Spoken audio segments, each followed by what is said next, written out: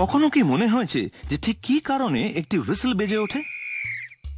এটি সম্ভব হয় তিনটি মূল কারণে।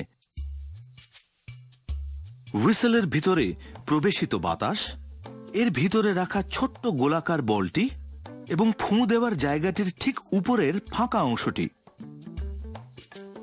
মাউথপিসের ভিতর দিয়ে বাতাস যাতায়াত করে যতক্ষণ না ওই ফাঁকা জায়গাটির তীক্ষ্ণ কিনারায় বাতাস দুভাবে ভাগ হয়ে যায়।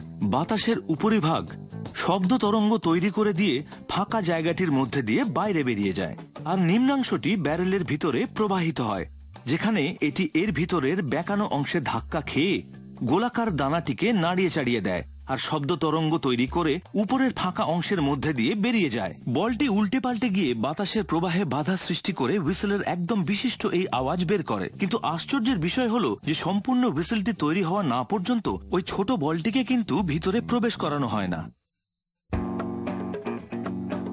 অন্যান্য অনেক বাদ্যযন্ত্রের মতোই এই হুইসেলগুলি এই বিশিষ্ট আওয়াজ লাভ করে উচ্চমানের পিতল থেকে। এর কারণ এই ধরনের পিতলকে খুব সহজেই আকার দেওয়া যায় এবং এটি এমনভাবে কম্পিত হয় যে এর ফলে উচ্চস্বরের তীক্ষ্ণ একটি শব্দের উৎপত্তি হয়। একটি পিতলের কুণ্ডলী 29 টন চাপ প্রদান করে এই আকারগুলি গঠন করে, যা দেখতে অনেকটা যেন দুটি ইঁদুরের কান বিশিষ্ট একটি চৌকোনা পাতের মতো। এগুলি হুইসেলের উপরের অংশ। এগুলিকে অন্য আরেকটি প্রেসের মধ্যে একত্রিত করে রাখা হয়, যেখানে এদের কানগুলি ভাঁজ হয়ে হুইসেল ব্যারেলের দুই দিক তৈরি হয়। এই একই সময় প্রেসটি হুইসেলের মুখের কাছে একটি উঁচু খাঁজ তৈরি করে দেয়, যাতে বাজানোর সময় এগুলি ঠোঁটের ফাঁকে ভালোভাবে আটকে থাকতে পারে। হুইসেলের নিচের অংশটি তৈরি করতে অন্য আরেকটি পিতলের কুণ্ডলী প্রেসের মধ্যে প্রবেশ করে একসাথে দুটি কাজ সম্পন্ন করে। প্রথমেই প্রেসগুলির খাঁজগুলি কেটে দেয়, যা এর নিচের অংশের সাথে উপরের অংশকে জুড়ে দেয়, আর তারপর এটি নিচের অংশটিকে বেঁকিয়ে দিয়ে একেবারে ব্যারেলের আকার দিতে শুরু করে।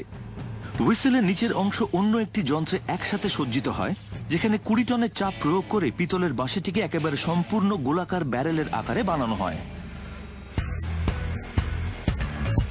উপরের আর নিচের অংশ দুটিকে একসাথে জুড়ে দেওয়া হয় এবং ব্যারেল আর মাউথপিসের ঊর্ধ্বাংশের মাঝের স্থানটিতে ওই ফাঁকা জায়গাটি তৈরি হয়, যেখানে বাতাস ধাক্কা খেয়ে বাঁশির শব্দ উৎপন্ন করে বাইরে বেরিয়ে যায়। একটি কনভেয়ার হুইসেলগুলিকে একটি ঘূর্ণায়মান ঝালাই টেবিলে নিয়ে যায়। একটি রোবট সোল্ডারিং পকেটের মধ্যে কি চেন লাগাবার জন্য একটি মুখ বসিয়ে দেয়, আর এই মুখে লাগানো হয় 1 ফোঁটা সোল্ডারিং পেস্ট। তারপর একটি রোবট হাত সেগুলিকে জুড়ে দেয়।